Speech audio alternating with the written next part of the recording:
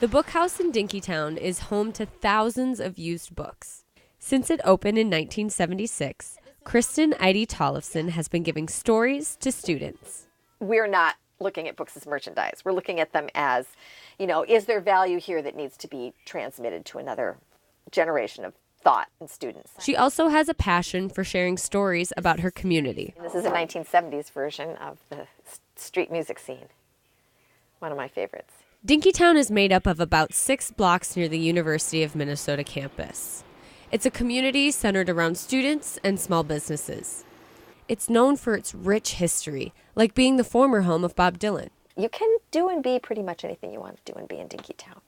And that's one of its other powers and charms.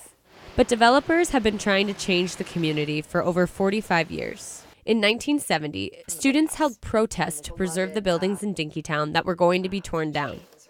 In 2015, members of Eide Tollefson's group Preserve Dinkytown are still fighting to keep the community's history alive.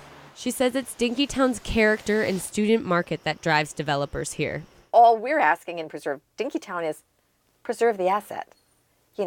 So we can all share the asset. The area has been experiencing residential growth.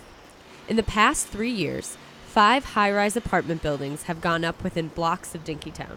We've had apartments above some of these 2- or 3-story buildings, these 3-story buildings, but that's not the same as high-density residential development. So that has brought a lot of changes.